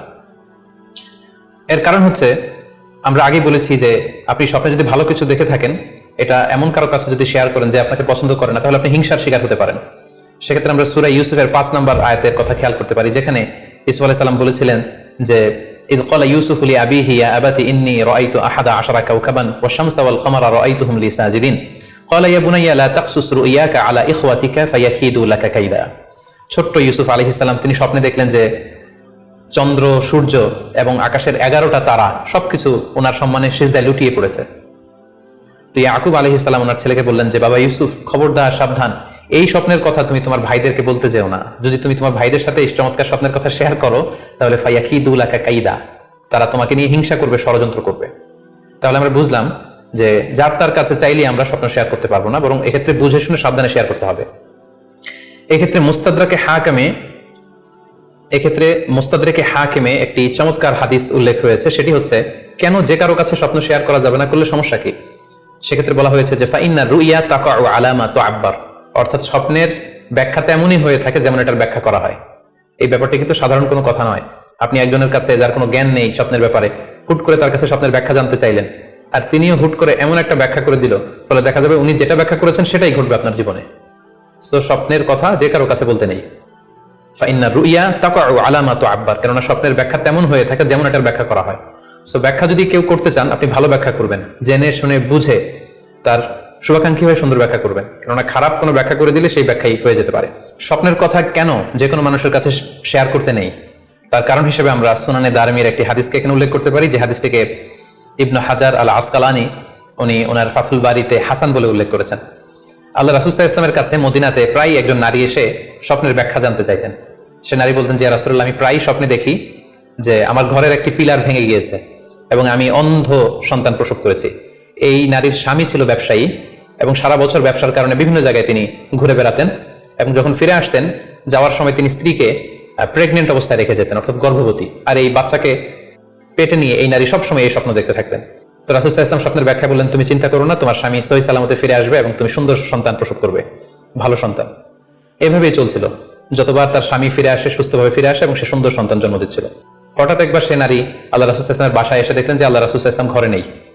আম্মাজান আয়েশাকে তিনি বললেন যে আমি সবসময় এরকম স্বপ্ন দেখি। তখন আম্মাজান আয়েশা বললেন, তাহলে এই স্বপ্নের ব্যাখ্যা জানার জন্য তুমি রাসূল সাল্লাল্লাহু আলাইহি ওয়াসাল্লামের কাছে আসো, তুমি কি স্বপ্ন দেখো? তখন সে নারী আম্মাজান আয়েশার কাছে খুলে বললেন যে আমি স্বপ্নে দেখি যে আমার ঘরের একটি পিলার ভেঙে গিয়েছে আর আমি একটি অন্ধ সন্তান প্রসব করেছি। এই কথা শুনে আম্মাজান আয়েশা রাদিয়াল্লাহু তাআলা আনহা অবাক হয়ে গেলেন। তিনি বললেন, তাই নাকি? তোমার স্বপ্ন যদি সত্য হয় তাহলে ঠিকই তোমার স্বামী মারা যাবে এবং তুমি একজন ফাজের পাপাচারী সন্তান প্রসব করবে। ঠিকই দেখা গিয়েছিল তার পরের বছর তার স্বামী যখন আসলো, জীবিত আসতে পারেনি, তার স্বামী ইন্তেকাল করেছিল এবং এই নারী যে সন্তান প্রসব করেছিল সেটি ছিল একটি পাপাচারী সন্তান। তো এই ঘটনা আল্লাহ রাসূল সাল্লাল্লাহু আলাইহি ওয়াসাল্লাম শুনে আমাদের আয়েশাকে বললেন, আয়েশা তুমি এটা ঠিক করোনি, তুমি যদি কখনো কারো স্বপ্নের ব্যাখ্যা করো তুমি ভালো ব্যাখ্যাটা করবে, কখনো মন্দ দিক থেকে ব্যাখ্যা করবে না, হয় চুপ থাকবে, ব্যাখ্যাই করতে যাবে না, আর যে স্বপ্নের ইন্টারপ্রিটেশন তুমি করতে চাও তাহলে ভালো ব্যাখ্যাটা করবে। সম্মানিত শুধু এজন্য যে কারো কাছে আমরা চাইলেই স্বপ্নের কথা জানাতে পারি না, বরং সে যদি আপনার শুভাকাঙ্ক্ষী হয়, সে যদি স্বপ্ন ব্যাখ্যায় পারদর্শী হয়, সে যদি ভালো আলেম হয় তাহলে তার কাছে আপনি স্বপ্নের ব্যাখ্যা জানতে চাইতে পারেন। এক্ষেত্রে আমরা ইমাম মুহাম্মদ ইবনে সিরিনের আরো একটি চমৎকার ঘটনার কথা উল্লেখ করতে পারি। মুহাম্মদ ইবনে সিরিন উনি ছাত্রদেরকে নিয়ে একবার তালিম দিচ্ছিলেন। এ সময় হঠাৎ এক নারী এসে বললেন যে আমি স্বপ্নের ব্যাখ্যা জানতে চাই, মুহাম্মদ ইবনে সিরিন কোথায়? ছাত্ররা বলল উনি একটু বাইরে গিয়েছেন, আপনি স্বপ্নে কি দেখেছেন? মহিলাটি বলল যে আমি স্বপ্নে দেখেছি আমার ছেলে সাগর থেকে শুধু পানি পান করছে। হঠাৎ সে মসজিদ থেকে এক ছাত্র বলল, তাই নাকি? আপনি যদি এই স্বপ্ন দেখে থাকেন তাহলে আপনার বাচ্চাটা মারা যাবে। ইমাম মুহাম্মদ ইবনে সিরিন পরবর্তীতে যখন আসলেন, এসে ছাত্রদের কাছে যখন জানতে পারলেন, তখন তিনি বললেন যে তুমি কেন এই স্বপ্নের ব্যাখ্যা করেছো? কারণ সাগরের লোনা পানি এটা যে সবসময় অযোগ্য, পানের অযোগ্য ব্যাপারটা এমনটা নয়। সাগরের ভেতরে তো মণিমুক্তাও আছে। বরং আমি হলে ব্যাখ্যা করতাম যে তোমার ছেলে সাগর থেকে পানি খাচ্ছে, তোমার ছেলে অনেক বড় আলেম হবে। কিছুদিন পরে আরেক লোক এসে মুহাম্মদ ইবনে সিরিনের কাছে জানতে চাইলেন যে আমি স্বপ্নে দেখছি যে আমার ছেলে সাগর থেকে শুধু পানি নিয়ে খাচ্ছে। তিনি বললেন আশা করা যায় তোমার ছেলে অনেক বড় আলেম হবে। ঠিকই দেখা গেল কিছুদিন পরে যেই মহিলাটি স্বপ্নের ব্যাখ্যা জানতে এসেছিলেন তার ছেলেটি মারা গিয়েছে। আর ওই যেই লোক মুহাম্মদ ইবনে সিরিনের কাছে স্বপ্নের সুন্দর ব্যাখ্যা নিয়ে গেলেন, তার ছেলে ওই সময়ের অনেক বড় আলেম হয়েছিল। এই জন্য সম্মানিত শুধু যে কারো কাছে স্বপ্নের ব্যাখ্যা জানতে চাইতে নেই। আর স্বপ্নের ব্যাখ্যা যদি করতে হয় ভালো ব্যাখ্যা করতে হবে, তা না হলে চুপ থাকতে হবে। স্বপ্নের ক্ষেত্রে ইসলামের যে দিক নির্দেশনা, সেক্ষেত্রে আরো একটি দিক নির্দেশনা হচ্ছে স্বপ্ন কখনো শরীয়তের দলিল হতে পারে না। কেবলমাত্র নবীদের স্বপ্নই হচ্ছে ওহী, কিন্তু আমরা যারা সাধারণ মুসলমান আমাদের স্বপ্ন কখনো শরীয়তের দলিল হতে পারে না। এটা আপনার জন্য কোনো একটা বিশেষ ধরনের অনুধাবন হতে পারে, আপনার বিশেষ ফিলিংস হতে পারে, আপনার একার জন্য কোনো ধরনের গাইডেন্স হতে পারে আল্লাহর পক্ষ থেকে, কিন্তু এটাকে শরীয়তের দলিল বলে চালিয়ে দেওয়া যাবে না। আমরা প্রায় শুনি অমুক পীর সাহেব একটা স্বপ্ন দেখেছেন এবং তার মুরিদেরা এই স্বপ্নের আলোকে বিভিন্ন কাজ করতে শুরু করেছেন, এটাকে শরীয়তের অংশ মনে করে। খুব রিসেন্টলি করোনা ভাইরাস আউটব্রেকের টাইমে মামুন মারুফ নামে এক ছেলের স্বপ্নের কথা আমরা শুনেছিলাম যে ইটালিতে সে স্বপ্ন দেখেছে করোনা ভাইরাসের সাথে কথা বলেছে। আসলে এই জাতীয় স্বপ্ন কখনো শরীয়তের কোনো সোর্স বা এভিডেন্স হতে পারে না। খুব রিসেন্টলি বুয়েট থেকে পাশ করা মুশতাক মাহমুদ আরমান নামে একজন লোকের কথা আমরা শুনেছি যে তিনি দাবি করেছেন তিনি ইমাম মাহাদি, এবং তিনি দাবি করেছেন যে স্বপ্নে তাকে আল্লাহ তাআলা ইমাম মাহাদি বলে পরিচয় করিয়ে দিয়েছে, ফলে লোকজন এসে তার হাতে বায়াত হচ্ছে। অথবা অনেকে দাবি করে থাকেন যে স্বপ্নে তিনি ফকিরি পেয়েছেন, স্বপ্নে এটা হয়েছে সেটা হয়েছে। এরকম কোন ধরনের স্বপ্নই কিন্তু শরীয়তের অংশ, শরীয়তের দলিল বা এভিডেন্স হতে পারে না। এই পর্যায়ে আমরা জানবার চেষ্টা করব যে স্বপ্নে রাসূলুল্লাহ সাল্লাল্লাহু আলাইহি ওয়াসাল্লামকে দেখা প্রসঙ্গে অনেকেই স্বপ্নে আল্লাহ রাসূল সাল্লাল্লাহু আলাইহি ওয়াসাল্লামকে দেখেন, এবং আসলে রাসূল সাল্লাল্লাহু আলাইহি ওয়াসাল্লামকে স্বপ্নে দেখেন কিনা এ ব্যাপারে তাদের মধ্যে অনেক প্রশ্ন থেকে থাকে। এক্ষেত্রে আমরা সহিহ বুখারীর একটি চমৎকার হাদিস উল্লেখ করতে পারি, যেখানে আল্লাহ রাসূল সাল্লাল্লাহু আলাইহি ওয়াসাল্লাম ইরশাদ করেছেন, মান রাআনি ফিল মানামি ফাকাদ রাআনি, যে আমাকে স্বপ্নে দেখলো। আল্লাহ রাসূল সাল্লাল্লাহু আলাইহি ওয়াসাল্লাম নিজে বলছেন যে আমাকে স্বপ্নে দেখলো সে আসলেই আমাকেই দেখলো, কারণ ফা ইন্না শাইতানা লা ইয়াতামাসসালু ফি সূরাতি, শয়তান কখনো আমার আকৃতি, আমার শেপ ধারণ করতে পারে না। অর্থাৎ আপনি যদি রাসূল সাল্লাল্লাহু আলাইহি ওয়াসাল্লামকে স্বপ্নে দেখেন তাহলে আপনি রাসূল সাল্লাল্লাহু আলাইহি ওয়াসাল্লামকেই দেখেছেন, আপনি শয়তানকে দেখেননি, কারণ শয়তান কখনো রাসূল সাল্লাল্লাহু আলাইহি ওয়াসাল্লামের আকৃতি ধারণ করতে পারে না। তাহলে এই হাদিসের আলোকে আমরা বুঝলাম শয়তান কখনো আল্লাহ রাসূল সাল্লাল্লাহু আলাইহি ওয়াসাল্লামের আকৃতি বা শেপ ধারণ করতে পারে না। তখন প্রশ্ন হচ্ছে আসলে আপনি রাসূল সাল্লাল্লাহু আলাইহি ওয়াসাল্লামকে দেখেছেন নাকি অন্য কাউকে দেখেছেন? শয়তান হয়তো রাসূল সাল্লাল্লাহু আলাইহি ওয়াসাল্লামের আকৃতি ধারণ করলো না, একজন সুশ্রী বয়োবৃদ্ধ সুন্দর আকৃতির মানুষের চেহারা ধারণ করে শয়তান এসে বলল যে আমি আল্লাহ রাসূল। তখন আপনি কিভাবে বুঝবেন যে আপনি রাসূল সাল্লাল্লাহু আলাইহি ওয়াসাল্লামকে দেখেছেন নাকি শয়তানের ধারণ করা অন্য কোনো মানুষের আকৃতিতে কাউকে আপনি দেখেছেন? সেক্ষেত্রে বোঝার মাধ্যম হচ্ছে আল্লাহ রাসূল সাল্লাল্লাহু আলাইহি ওয়াসাল্লামের দাড়ি কেমন ছিল, চেহারা কেমন ছিল, চুল কেমন ছিল, দৈহিক গঠন কেমন ছিল, আকৃতি কেমন ছিল, এগুলো কিন্তু আমরা হাদিস থেকে পাই, কিংবা শামাইলে তিরমিজিতে রাসূল সাল্লাল্লাহু আলাইহি ওয়াসাল্লামের বডি স্ট্রাকচার, ওনার চেহারা, ওনার অবয়বের ব্যাপারে বর্ণনা পাই। আপনি স্বপ্নে যাকে দেখেছেন তার চেহারা, আকৃতি এবং বর্ণনা যদি রাসূল সাল্লাল্লাহু আলাইহি ওয়াসাল্লামের দৈহিক বর্ণনার সাথে মিলে যায় তাহলে বোঝা যাবে যে আপনি আসলেই আল্লাহ রাসূল সাল্লাল্লাহু আলাইহি ওয়াসাল্লামকে দেখেছেন। কিন্তু আপনি স্বপ্নে দেখা মানুষটি তার চেহারার সাথে যদি রাসূল সাল্লাল্লাহু আলাইহি ওয়াসাল্লামের চেহারার যে বর্ণনা সেটির সাথে যদি কোনো মিল না থাকে, যদি তার চেহারা রাসূল সাল্লাল্লাহু আলাইহি ওয়াসাল্লামের চেহারার মতো না হয়, শামাইলে তিরমিজিতে যে বর্ণনা আছে সেরকম যদি না হয়, তাহলে বোঝা যাবে আপনি রাসূল সাল্লাল্লাহু আলাইহি ওয়াসাল্লামকে দেখেননি, বরং অন্য কাউকে দেখেছেন। এক্ষেত্রে আমরা মুহাম্মদ ইবনে সিরিনের ঘটনা উল্লেখ করতে পারি। ওনার কাছে কেউ এসে যদি বলতো যে আমি স্বপ্নে আল্লাহ রাসূল সাল্লাল্লাহু আলাইহি ওয়াসাল্লামকে দেখেছি, তখন মুহাম্মদ ইবনে সিরিন জিজ্ঞেস করতেন তুমি কি দেখেছো বলো তো, তুমি যাকে দেখেছো তার দাড়ি কেমন, তার চেহারা কেমন, তার চোখ নাক কেমন, তার গড়ন কেমন। তখন ওই ব্যক্তি যখন বর্ণনা দিত আর সেই বর্ণনা যখন আল্লাহ রাসূল সাল্লাল্লাহু আলাইহি ওয়াসাল্লামের আকৃতির সাথে মিলে যেত, তখন মুহাম্মদ ইবনে সিরিন বলতেন তুমি ঠিকই স্বপ্নে আল্লাহ রাসূল সাল্লাল্লাহু আলাইহি ওয়াসাল্লামকে দেখেছো। কিন্তু ওই ব্যক্তির বর্ণনা যদি এমন হতো যে না, এর সাথে রাসূল সাল্লাল্লাহু আলাইহি ওয়াসাল্লামের হাদিসে বা শামাইলে তিরমিজিতে রাসূল সাল্লাল্লাহু আলাইহি ওয়াসাল্লামের দেহের যে বর্ণনা এটার সাথে কোনো মিল নেই, তখন মুহাম্মদ ইবনে সিরিন বলতেন না, তুমি স্বপ্নে আল্লাহ রাসূল সাল্লাল্লাহু আলাইহি ওয়াসাল্লামকে দেখোনি, বরং তুমি অন্য কাউকে দেখেছো। এ পর্যায়ে আমরা জানবার চেষ্টা করব যে যুগে যুগে কারা স্বপ্ন ব্যাখ্যায় খুব পারদর্শী ছিলেন। নবীদের মধ্যে সাইয়েদনা ইউসুফ আলাইহিস সালাম, তিনি সবচেয়ে ভালো স্বপ্নের ব্যাখ্যা করতে পারতেন। সাহাবাদের মধ্যে সাইয়েদনা আবু বকর রাদিয়াল্লাহু তাআলা আনহু চমৎকার স্বপ্নের ব্যাখ্যা করতে পারতেন, এবং তাবিঈদের মধ্যে মুহাম্মদ ইবনে সিরিন চমৎকার স্বপ্নের ব্যাখ্যা করতে পারতেন। আর বলার অপেক্ষা রাখে না যে অবশ্যই আল্লাহ রাসূল সাল্লাল্লাহু আলাইহি ওয়াসাল্লাম তিনিও চমৎকার স্বপ্নের ব্যাখ্যা করতে পারতেন। সহিহ মুসলিমে, সুনানে আবু দাউদে একটা হাদিস এসেছে যে আল্লাহ রাসূল সাল্লাল্লাহু আলাইহি ওয়াসাল্লাম ফজরের সালাতের পরে তাসবিহ শেষে সাহাবাদের কাছে জানতে চাইতেন যে গতকাল রাতে কে কি স্বপ্ন দেখেছো আমার কাছে বলো, আমি সেই স্বপ্নের ইন্টারপ্রিটেশন তোমাদেরকে জানাবো। কানা নবী সাল্লাল্লাহু আলাইহি ওয়াসাল্লাম ইযা সাল্লা সুবহা আকবালা আলাইহিম বিওয়াজহিহি ফাকালা হাল রাআ আহাদুম মিনকুম আল বারিহাতা রুইয়া। সহিহ মুসলিমের বর্ণনা, ফজরের নামাজের পর তিনি প্রত্যেকদিন জিজ্ঞেস করতেন গতকাল রাতে কেউ কি কোনো ভালো স্বপ্ন দেখেছো, কেউ কি কোনো স্বপ্ন দেখেছো, আমার কাছে উল্লেখ করো, আমি এটার ব্যাখ্যা করে দিব। সম্মানিত শুধু আমরা বলছিলাম যে ইউসুফ আলাইহিস সালাম খুব ভালো স্বপ্নের ব্যাখ্যা করতে পারতেন এবং সূরা ইউসুফের 111 নম্বর আয়াতে ব্যাপারে আল্লাহ উল্লেখ করেছেন সাইয়েদনা ইউসুফ আলাইহিস সালামের কথা, যে তিনি বলেছেন রব্বি কদ আতাইতানি মিনাল মুলকি ওয়া আল্লামতানি মিন তা'ওয়িলিল আহাদিস, মানে হে আমার রব, আপনি আমাকে রুলিং পাওয়ার দিয়েছেন এবং আপনি আমাকে you taught me how to interpret the dreams, কিভাবে স্বপ্নের ব্যাখ্যা করতে হয় এটা আপনি আমাকে শিক্ষাদান করেছেন। এবং সূরা ইউসুফে আমরা জানি যে 3টি স্বপ্নের কথা সেখানে উল্লেখ রয়েছে। ইউসুফ আলাইহিস সালাম নিজেই একটি স্বপ্ন দেখেছিলেন ছোটবেলায়, তারপর দুজন প্রিজনার ইউসুফ আলাইহিস সালামের সাথে জেলখানায় ছিল, তাদের দুটো স্বপ্নের ব্যাখ্যা তিনি করে দিয়েছেন এবং মিশরের তৎকালীন যে রাজা কিং, সেই কিং এর স্বপ্নের ব্যাখ্যাও সাইয়েদনা ইউসুফ আলাইহিস সালাম করে দিয়েছিলেন। সাহাবীদের মধ্যে সাইয়েদনা আবু বকর রাদিয়াল্লাহু তাআলা আনহু চমৎকার স্বপ্নের ব্যাখ্যা করতে পারতেন এবং আল্লাহ রাসূল সাল্লাল্লাহু আলাইহি ওয়াসাল্লাম মাঝে মাঝে ইচ্ছা করে আবু বকর রাদিয়াল্লাহু তাআলা আনহুর কাছে স্বপ্নের ব্যাখ্যা জানতে চাইতেন এবং আবু বকর রাদিয়াল্লাহু তাআলা আনহু নিজেও মাঝে মাঝে ইচ্ছা করে রাসূল সাল্লাল্লাহু আলাইহি ওয়াসাল্লামের কাছে বলতেন যে ইয়া রাসূলুল্লাহ, এই স্বপ্নের ব্যাখ্যাটা আমি করি। আল্লাহ রাসূল সাল্লাল্লাহু আলাইহি ওয়াসাল্লাম তখন আবু বকর রাদিয়াল্লাহু তাআলা আনহুকে স্বপ্নের ব্যাখ্যা করার অনুমতি প্রদান করতেন। এক্ষেত্রে আমরা আল খাসাইসুল কুবরা, জালালউদ্দিন সুয়ুতির লেখা, সেখানকার একটি বর্ণনার কথা উল্লেখ করতে পারি, যেখানে আল্লাহ রাসূল সাল্লাল্লাহু আলাইহি ওয়াসাল্লাম আবু বকর রাদিয়াল্লাহু তাআলা আনহুর কাছে একটি স্বপ্নের উল্লেখ করলেন। বললেন, আবু বকর, আমি গত রাতে স্বপ্নে দেখেছি যে তুমি আর আমি দুজন মিলে দৌড় প্রতিযোগিতা করছি এবং দেখলাম যে আমি তোমার 2.5 গজ সামনে, তুমি আমার 2.5 গজ পেছনে, অর্থাৎ আমি এই দৌড় প্রতিযোগিতায় বিজয় লাভ করেছি এবং তুমি আমার 2.5 হাত পেছনে, এর ব্যাখ্যা কি হতে পারে? তখন সাইয়েদনা আবু বকর রাদিয়াল্লাহু তাআলা আনহু বললেন, ইয়া রাসূলুল্লাহ, আমার মনে হচ্ছে যে আপনি আমার আগে পৃথিবী থেকে বিদায় নেবেন এবং আপনার ইন্তেকালের 2.5 বছর পরে আমি পৃথিবী থেকে বিদায় নেব, অর্থাৎ আপনি আমার 2.5 বছর আগে পৃথিবী ছাড়বেন আর আমি আপনার 2.5 বছর পরে পৃথিবী ছাড়ব। এবং আমরা যদি বাস্তবতা এবং ইতিহাস খেয়াল করি তাহলে আমরা সেটাই দেখবো যে আল্লাহ রাসূল সাল্লাল্লাহু আলাইহি সাল্লামের ইন্তেকালের 2.5 বছর পরে সাইয়েদনা আবু বকর রাদিয়াল্লাহু তাআলা আনহু তিনি ইন্তেকাল করেছিলেন। সাইয়েদনা আবু বকর রাদিয়াল্লাহু তাআলা আনহুর স্বপ্ন ব্যাখ্যার পারদর্শিতা নিয়ে আমরা এক্ষেত্রে মুস্তাদরিকে হাকিমের একটি হাদিস উল্লেখ করতে চাই, যেখানে এই হাদিসটি মুস্তাদরিকে হাকিমেও এসেছে, সুনানে আবু দাউদেও এসেছে এবং হাদিসটি সহিহ। আম্মা জান আয়েশা রাদিয়াল্লাহু তাআলা আনহা উনি একটি স্বপ্ন দেখলেন যে আকাশ থেকে 3টি চাঁদ ওনার ঘরে খসে পড়েছে এবং এই স্বপ্ন দেখে তিনি ওনার পিতা আবু বকর রাদিয়াল্লাহু তাআলা আনহুকে জিজ্ঞেস করলেন যে আমি স্বপ্নে দেখেছি যে আকাশের 3টি চাঁদ এসে আমার ঘরে পড়েছে, এর ব্যাখ্যা কি হতে পারে? তখন আবু বকর রাদিয়াল্লাহু তাআলা আনহু ওনার কন্যা আম্মা জান আয়েশা রাদিয়াল্লাহু তাআলা আনহাকে বললেন যে এই স্বপ্নের ব্যাখ্যা হচ্ছে এই পৃথিবীর 3 জন মানুষের কবর তোমার ঘরে অবস্থিত হবে। সুবহানাল্লাহি বিহামদি।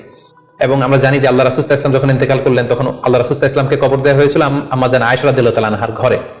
এবং তখন আবু বকর রাদিয়াল্লাহু তাআলা আনহু বলেছিলেন যে আয়েশা, তোমার কি মনে আছে তুমি যে একটা স্বপ্নের ব্যাখ্যা আমার কাছে জানতে চেয়েছিলে যে 3টি আকাশের চাঁদ তোমার ঘরে খসে পড়েছে, এই দেখো আল্লাহ রাসূল সাল্লাল্লাহু আলাইহি ওয়াসাল্লামের কবর তোমার ঘরে হয়েছে, তুমি জেনে রাখো যে 3টা চাঁদের শ্রেষ্ঠ চাঁদ হচ্ছে এটি। এবং আমরা এও জানি যে আবু বকর রাদিয়াল্লাহু তাআলা আনহু ইন্তেকালের পরে আম্মা জান আয়েশার ঘরেই কবর হয়েছে এবং ওমর ফারুকের কবরও আম্মা জান আয়েশা রাদিয়াল্লাহু তাআলা আনহুর ঘরেই অবস্থিত। তাহলে এই হাদিসগুলোর আলোকে আমরা বুঝতে পারি যে সাহাবাদের মধ্যে আবু বকর রাদিয়াল্লাহু তাআলা আনহু ছিলেন স্বপ্ন ব্যাখ্যায় সবচেয়ে পারদর্শী। তাবিঈদের মধ্যে স্বপ্ন ব্যাখ্যায় সবচেয়ে পারদর্শী ছিলেন মুহাম্মদ ইবনে সিরিন। আমরা ওনার নাম প্রায় শুনে থাকি, তিনি স্বপ্ন ব্যাখ্যার ক্ষেত্রে খুব এক্সপার্ট ছিলেন। তিনি উসমান রাদিয়াল্লাহু তাআলা আনহু যখন ইসলামের খলিফা তখন বসরা নগরীতে মুহাম্মদ ইবনে সিরিন জন্মগ্রহণ করেন এবং অনেক সাহাবা থেকে তিনি অনেক হাদিস বর্ণনা করেছেন এবং তিনি ইমাম আবু হানিফা আলাইহি রাহমার সমসাময়িক ছিলেন। ইমাম আবু হানিফা একবার স্বপ্নে দেখলেন যে তিনি আল্লাহ রাসূল সাল্লাল্লাহু আলাইহি ওয়াসাল্লামের কবর খুঁড়ছেন অথবা কবরের লাশ বের করছেন কিংবা কাফন বের করছেন। এই স্বপ্ন দেখে ইমামুল আযম আবু হানিফা রাহিমাহুল্লাহ উনি বিচলিত হয়ে গেলেন যে এই আমি কি স্বপ্ন দেখলাম যে আমি রাসূল সাল্লাল্লাহু আলাইহি ওয়াসাল্লামের কবর খুঁড়ছি, সেখান থেকে কাফন বের করছি। কেউই এই স্বপ্নের ব্যাখ্যা করতে পারলেন না। তখন ইমাম মুহাম্মদ ইবনে সিরিনের কাছে যখন জানতে চাওয়া হলো তখন মুহাম্মদ ইবনে সিরিন বললেন যে হাযা রাজুলুন ইউহয়ি সুন্নাত রাসূলিল্লাহ, অর্থাৎ যে ব্যক্তি এই স্বপ্ন দেখেছে তার মাধ্যমে আল্লাহ রাসূল সাল্লাল্লাহু আলাইহি ওয়াসাল্লামের হাদিসের বা সুন্নাহর পুনর্জীবন হবে। তিনি রাসূল সাল্লাল্লাহু আলাইহি ওয়াসাল্লামের সুন্নাহগুলোকে পুনরুজ্জীবন দান করবেন, পুনরুজ্জীবিত করবেন। এবং বাস্তবে আমরা এটাই দেখেছি যে ইমাম আবু হানিফার চিন্তা, ওনার থট, ওনার মাযহাব গোটা বিশ্বে সমৃদ্ধি লাভ করেছে, মানুষ এটাকে গ্রহণ করেছে। ওনার বুদ্ধিবৃত্তিক যে চিন্তা, ওনার ফিকহি ইস্তেনবাতগুলো গোটা বিশ্বে আল্লাহ রাসূল সাল্লাল্লাহু আলাইহি ওয়াসাল্লামের হাদিসগুলোকে আরো প্রাণবন্তভাবে মুসলিম উম্মার কাছে রিপ্রেজেন্ট করেছে। আমরা আপাত দৃষ্টিতে মনে হচ্ছিল যে এটা একটা খারাপ স্বপ্ন, যে ইমাম আবু হানিফা তিনি রাসূল সাল্লাল্লাহু আলাইহি ওয়াসাল্লামের কবর খুঁড়ছেন, লাশ বের করছেন বা কাফন বের করছেন, কিন্তু মুহাম্মদ ইবনে সিরিন চমৎকার ব্যাখ্যা করেছেন যে হাযা রাজুলুন ইউহয়ি সুন্নাত রাসূলিল্লাহ, এই লোকটা এমন লোক হবে যে রাসূল সাল্লাল্লাহু আলাইহি ওয়াসাল্লামের সুন্নাহকে পুনরুজ্জীবন দান করবে। এই পর্যায়ে আমরা জানবার চেষ্টা করব যে কোরআন সুন্নাহর আলোকে বিভিন্ন সিম্বল বা প্রতীক বা চিহ্নের দিকে খেয়াল রেখে স্বপ্নের ব্যাখ্যা করা। আমরা বলেছিলাম যে কিছু কিছু স্বপ্ন আছে খুব সফিস্টিকেটেড, সিম্বলিক বা আইকনিক, যেখানে কোনো ইঙ্গিত দেয়া হচ্ছে, ইঙ্গিতবহ, এবং যেটার ইন্টারপ্রিটেশন না করলে এটা দিয়ে আসলে কি বোঝানো হচ্ছে এটা বোঝা যায় না। সেক্ষেত্রে কোরআন সুন্নাহর আলোকে, স্কলারদের অভিজ্ঞতার আলোকে কিছু আইকন বা সিম্বল, এগুলোর মিনিং কি হতে পারে সে ব্যাপারে আমরা জানবার চেষ্টা করব। এক্ষেত্রে আমরা বলবো যে কেউ যদি স্বপ্নে রশি দেখে, স্বপ্নে যদি সে রশি দেখে তাহলে এটা গুড সাইন। এটা কেমন যেন আল্লাহর সাথে একটা প্রতিশ্রুতির সাথে সম্পৃক্ত, কারণ আল্লাহ তাআলা কোরআনে ইরশাদ করেছেন ওয়া'তাসিমু বিহাবলিল্লাহি জামিআ। আরবিতে রশি আরবি হচ্ছে হাবল, মানে ওয়া'তাসিমু বিহাবলিল্লাহি জামিআ, তোমরা আল্লাহর রজ্জু বা রশিকে আঁকড়ে ধরো। তাহলে রশি দেখা মানে এখানে আমরা আল্লাহর ওয়াদাগুলো যেন পূরণ করি, আল্লাহর আনুগত্য যেন আমরা প্রপারলি করতে পারি, এটা ইঙ্গিত করছে। এরপর স্বপ্নে যদি আমরা কাক দেখি, এটা সাধারণত একটা নেগেটিভ সাইন বহন করে, কারণ কাককে আল্লাহ রাসূল সাল্লাল্লাহু আলাইহি ওয়াসাল্লাম ফাসিক বা ফুয়াইসিক বলেছেন। সো আমরা যদি স্বপ্নে কাক দেখি, এটাকে আমরা পজিটিভ কোনো সাইন মনে না করে নেগেটিভ সাইন মনে করতে পারি। তৃতীয়ত, আমরা যদি স্বপ্নে লম্বা কাপড় দেখি, এটা গুড সাইন। কারো গায়ে যদি লম্বা জামা থাকে তাহলে এটা গুড সাইন, আর খাটো জামা থাকলে সাধারণত এটা নেগেটিভ সাইন। এক্ষেত্রে আমরা সহিহ বুখারীর একটা হাদিস উল্লেখ করতে পারি। আল্লাহর হাবিব সাল্লাল্লাহু আলাইহি ওয়াসাল্লাম বলেছেন যে আমার সামনে অনেক মানুষকে পেশ করা হলো, তাদের কারো জামা নাভি পর্যন্ত, কারো জামা হাঁটু পর্যন্ত, কারো জামা পা পর্যন্ত। আর সেক্ষেত্রে ওমরে ফারুককে দেখলাম যে এত লম্বা জামা পরে সে হেঁটে যাচ্ছে, সে তার জামা টেনে টেনে নিয়ে যাচ্ছে। তো সাহাবারা বললেন মা আউয়ালতাহু ইয়া রাসূলুল্লাহ, হে আল্লাহর রাসূল, আপনার এই স্বপ্ন থেকে আপনি কি বোঝাতে চাইলেন? আল্লাহ রাসূল সাল্লাল্লাহু আলাইহি ওয়াসাল্লাম বললেন আউয়ালতুহু আদ-দীন, এটা দ্বারা আমি দিনদারি বোঝাতে চাইলাম। অর্থাৎ যার জামা লম্বা তার মানে তার তাকওয়া বেশি বা তার দিনদারি বেশি। আর স্বপ্নে যদি কারো জামা খুব ছোট খাটো বা জামাহীন অবস্থায় কাউকে দেখা হয়, এটা সাধারণত তার দিনদারি কমে যাচ্ছে বা তার তাকওয়া is decreasing day after day, এটার একটা সাইন বহন করে। পাশাপাশি দুধ, স্বপ্নে যদি কেউ দেখে সে দুধ খাচ্ছে, এটা একটা ভালো সাইন। স্বপ্নে দুধ খেতে যদি দেখা হয় তাহলে তার জ্ঞান বৃদ্ধি পাবে বলে এটা একটা সাইন বা আলামত বহন করে। সেক্ষেত্রে আমরা বুখারীর একটা হাদিস উল্লেখ করতে পারি, যেখানে আল্লাহ রাসূল সাল্লাল্লাহু আলাইহি ওয়াসাল্লাম একটা স্বপ্নের কথা সাহাবাদেরকে শেয়ার করছিলেন। তিনি বললেন যে আমাকে এক বাটি দুধ দেয়া হলো, আমি সেখান থেকে দুধ খেলাম, তারপর দেখলাম যে আমার আঙ্গুল থেকে দুধ বের হচ্ছে, আর সেখানে যে অবশিষ্ট দুধ রয়ে গেল সেটা আমি ওমরে ফারুকের মুখে দিলাম। ওমরে ফারুক সেই অবশিষ্ট দুধটা খেলো। এই স্বপ্নের কথা শুনে সাহাবারা বললেন মা আউয়ালতা বিহি ইয়া রাসূলুল্লাহ, হে আল্লাহর রাসূল, এটা দিয়ে আপনি কি ব্যাখ্যা করলেন? ফামা আউয়ালতাহু ইয়া রাসূলুল্লাহ, আল্লাহ রাসূল সাল্লাল্লাহু আলাইহি ওয়াসাল্লাম বললেন আল ইলম, এটা দিয়ে আমি জ্ঞানের ব্যাখ্যা করেছি। অর্থাৎ দুধ হচ্ছে জ্ঞানের প্রতীক। দুনিয়াতেও তো আমরা দেখি যে দুধ হচ্ছে সুষম একটা খাবার, খাদ্যের পুষ্টিগুণের 6টি গুণাগুণ দুধের মধ্যে পাওয়া যায়। সো কেউ যদি স্বপ্নে দেখেন যে তিনি দুধ পান করছেন, আশা করা যায় এটা তার জন্য ভালো সাইন, তার জ্ঞান বাড়বে বলে আমরা ধারণা করতে পারি। এবার স্বপ্নে যদি কেউ দেখে যে সে আজান দিচ্ছে, এটাও ভালো সাইন। স্বপ্নে আজান দেয়া, এটা সাইন হচ্ছে সে হয়তো অচিরে হজ করতে যাবে। হজের সাথে আজানের কি সম্পর্ক? এর কারণ হচ্ছে সূরা হজ্জে আল্লাহ তাআলা সাইয়েদনা ইব্রাহিম আলাইহিস সালামকে যখন বলেছিলেন যে তুমি হজ শুরু করো, তখন তিনি বলেছিলেন ইব্রাহিম তুমি আজান দাও, ওয়া আযিন ফিন নাসি বিল হজ্জ ইয়াতুকা রিজালা ওয়া আলা কুল্লি দামিরি ইয়াতিনা মিন কুল্লি ফাজ্জিন আমিক। অর্থাৎ হে ইব্রাহিম তুমি আজান দাও। ইব্রাহিম আলাইহিস সালাম বললেন কোথায় আজান দিব? চারদিকে তো মরুভূমি। আল্লাহ তাআলা বললেন ইব্রাহিম তুমি আজান দাও, এই আজানের আওয়াজ বা শব্দ পৃথিবীর সবার কানে আমি পৌঁছে দেব। তো সাইয়েদনা ইব্রাহিম আলাইহিস সালাম তখন হজের আজান দিলেন বা ঘোষণা দিলেন। আজান শব্দের অর্থ হচ্ছে অ্যানাউন্স, টু অ্যানাউন্স, মানে ঘোষণা দেয়া। সো আপনি যদি স্বপ্নে দেখেন যে আপনি আজান দিচ্ছেন বা কেউ আজান দিচ্ছে, তাহলে সে অচিরে হজ করবে বা হজ রিলেটেড কোনো একটা ব্যাখ্যা হতে পারে। এভাবে আজানকে হজের সাথে সম্পৃক্ত করা হয়েছে এবং এটা ভালো একটি স্বপ্ন। এবার স্বপ্নে যদি কেউ গর্ত দেখে যে সে গর্ত খুঁড়ছে বা তার জন্য কেউ গর্ত করছে, এটা ষড়যন্ত্রের সাথে সম্পৃক্ত। কেননা আরবি প্রবাদে আছে যে মান হাফারা হুফরাতান ওয়াকা ফিহা, কেউ যদি কারোর জন্য গর্ত করে তাহলে সেই গর্তে সে নিজে আগে পড়বে। তাহলে গর্ত করা মানে অনেকটা কারো বিরুদ্ধে শত্রুতা করা বা ষড়যন্ত্র করার একটা চিহ্ন বহন করে। এবার স্বপ্নে যদি কেউ নৌকা দেখে বা শিপ দেখে, জাহাজ দেখে যে সে জাহাজে আরোহণ করছে বা নৌকায় আরোহণ করছে, এটা তার জন্য একটা ভালো সাইন। সে কোনো বিপদ থেকে মুক্তি পাবে বলে ধারণা করা যেতে পারে। কারণ সূরা আনকাবুতের 15 নম্বর আয়াতে আল্লাহ বলছেন ফাআনজাইনাহু ওয়া আসহাবাস সাফিনাতি ওয়া জাআলনাহা আয়াতাল লিল আলামিন। অর্থাৎ আমি নূহ আলাইহিস সালাম এবং তার সাথে ঈমানদার সবাইকে আমি এই নৌকায় উঠিয়েছি এবং মহাপ্লাবন থেকে তাদেরকে আমি বাঁচিয়েছি। আর এই মহাপ্লাবনকে আমি গোটা বিশ্বের জন্য একটা নিদর্শন করে রেখেছি। সো নৌকায় ওঠা বা জাহাজে ওঠা, কোন শিপে বা লঞ্চে ওঠা, এটা আপনি বিপদ থেকে মুক্তি পাবেন, and you are in the safe zone, এই ধরনের একটা ইঙ্গিত বহন করে। ইমাম মুহাম্মদ ইবনে সিরিনের কাছে এক লোক এসে বলল যে ইমাম রাআইতু কাআন্নী আহরুসু আরদান লা তুমবিত, হে ইমাম আমি স্বপ্নে দেখেছি যে আমি একটি শস্য ক্ষেত্র চাষ করছি কিন্তু কোনো ফসল হচ্ছে না, এটার মানে কি? তিনি ব্যাখ্যা করে দিলেন আনতা তা'আজিলু আন ইমরাআতিক, অচিরেই হয়তো তোমার স্ত্রীর সাথে তোমার সেপারেশন হয়ে যেতে পারে। কারণ কোরআনে স্ত্রীকে শস্য ক্ষেত্রের সাথে তুলনা করা হয়েছে মেটাফরিক্যালি। সূরা বাকারার 223 নম্বর আয়াতে আল্লাহ বলছেন, নিসাউকুম হারসুল লাকুম ফাআতু হারসাকুম আন্না শি'তুম। অর্থাৎ তোমাদের স্ত্রীরা হচ্ছে তোমাদের শস্য ক্ষেতের মতো, তোমরা যেভাবে খুশি এই শস্য ক্ষেত্রটাকে সুন্দরভাবে চাষাবাদ করতে পারো। তাহলে শস্য ক্ষেতের সাথে বা ক্রপ ল্যান্ডস এর সাথে আপনার স্ত্রীর সাথে সম্পর্ক হওয়া বা সেপারেশন হওয়া, এইভাবে ইঙ্গিত নেওয়া যেতে পারে।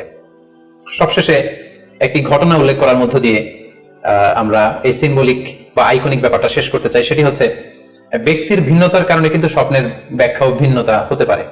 ব্যক্তি ভিন্নতার কারণে স্বপ্নের ব্যাখ্যাও ভিন্ন হবে। একই স্বপ্ন দুইজন লোক দেখলো, দুইজনের স্বপ্নের ব্যাখ্যা কিন্তু দুরকম হতে পারে। সেক্ষেত্রে আমরা মুহাম্মদ ইবনে সিরিনের একটা ঘটনা উল্লেখ করতে পারি।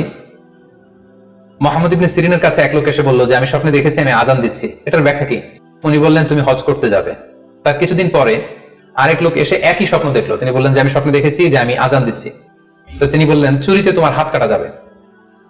তো ওনার ছাত্ররা দুইজন লোকের কাছে দুই ধরনের উত্তর দেওয়ার কারণে অবাক হয়ে জিজ্ঞেস করলেন যে, হে ইমাম, একই স্বপ্ন দুইজন দেখলো, কিন্তু আপনি এক একজনকে এক এক উত্তর কেন দিলেন? তো তিনি বললেন যে, এই দুজনকে আমি চিনি এবং তাদের ব্যক্তিগত জীবন সম্পর্কে আমি জানি। সো তাদের জীবন আচরণ, তাদের ব্যক্তিত্বের কারণে আমি দুই ধরনের ব্যাখ্যা করেছি। প্রথম জনের ব্যাখ্যা করেছি আমি সূরা হজের আলোকে, কারণ সূরা হজে আল্লাহ ইব্রাহিম আলাইহিস সালামকে বলেছেন, ওয়াযিন ফিন্নাস বিল হজ, তুমি মানুষের মাঝে হজের জন্য আজান দাও, ঘোষণা দাও। সো সেই লোকটি আজান দিয়েছে, তার মানে আশা করা যায় সে হজে যাবে। আর দ্বিতীয় লোকটির স্বপ্নের ব্যাখ্যা আমি করেছি সূরা ইউসুফের আলোকে। সূরা ইউসুফে একটি আয়াত আছে, সুম্মা আযানা মুআযিনুন আইয়াতুহাল আইর ইন্নাকুম লাসারিকুন। অর্থাৎ মিশরের কিং এর একটি পানপাত্র চুরি হয়ে গিয়েছিল। ইউসুফ আলাইহিস সালাম ইচ্ছা করে সেটা তার ভাই ইয়ামিনের খাদ্যের প্যাকেটের ভেতরে ঢুকিয়ে দিয়েছিলেন। আর তখন সেখানকার স্টাফরা বা সৈনিকেরা আজান দিয়েছিল, মানে ঘোষণা দিয়ে বলেছিল, হে ক্যারাভান, হে কাফেলার লোকেরা, তোমরা চুরি করেছো। তো তিনি মুহাম্মদ ইবনে সিরিন বললেন যে, দ্বিতীয় লোকটার ব্যাপারে আমি জানি, সে আসলে অসাধু একজন লোক, এবং তার ক্ষেত্রে সে স্বপ্নে যেহেতু আজান দিতে দেখেছে, সে কখনো হতে যাবে না, বরং সূরা ইউসুফের আলোকে চুরিতে তার হাত কাটা যাবে। তো এভাবে আমরা কোরআন সুন্নাহর আলোকে বা স্কলারদের যে অভিব্যক্তি, সেগুলোর আলোকে স্বপ্নের মধ্যে থেকে যেগুলো সিম্বলিক, আইকনিক, যেগুলো ইঙ্গিতবহ, এগুলোর ব্যাখ্যা আমরা এভাবে করতে পারি। সম্মানিত শুধু এই ছিল স্বপ্ন নিয়ে আমাদের আজকের আলোচনা। আমরা এই আলোচনা থেকে বুঝতে পারলাম যে স্বপ্ন তিন ধরনের হতে পারে। কোনোটা আল্লাহ দেখান দিক নির্দেশনার জন্য বা সুসংবাদ স্বরূপ, কোনোটা শয়তানের পক্ষ থেকে ভয় দেখানোর জন্য, আর কোনোটা হচ্ছে আমাদের চিন্তা ভাবনার প্রতিচ্ছবি। আর স্বপ্ন যতটা সম্ভব অন্যের কাছে না শেয়ার করতে পারলেই ভালো। বিশেষ করে যদি আপনি ভয়ঙ্কর দুঃস্বপ্ন দেখে থাকেন, সেক্ষেত্রে এমন লোকের কাছে আপনি শেয়ার করুন যে আপনাকে পছন্দ করে, যার কোরআন সুন্নাহর জ্ঞান আছে, যার মধ্যে এলেম আছে, আমল আছে। আর আপনারা আপনাদের কারো কাছে যদি আপনাদের ফ্রেন্ডস এন্ড ফ্যামিলির কেউ বা আশেপাশের কেউ এসে যদি হুট করে তার স্বপ্নের কথা বলে দেয়, আপনি হুট করে তার ইন্টারপ্রিটেশন বা ব্যাখ্যা করতে যাবেন না। আপনি বেটার হয় যে আপনি চুপ থাকবেন, অথবা আপনি যদি ব্যাখ্যা করতে চান তাহলে ভালো ব্যাখ্যা করবেন। আল্লাহ তাআলা আমাদের সবাইকে কথাগুলো বুঝার, আমল করার তৌফিক দান করুক। হাযা মা ইনদি ওয়াল ইলমু ইনদাল্লাহ, আলাইহি তাওয়াক্কালতু ওয়া ইলাইহি উনীব। ওয়াসসালামু আলাইকুম ওয়া রাহমাতুল্লাহি ওয়া বারাকাতুহু।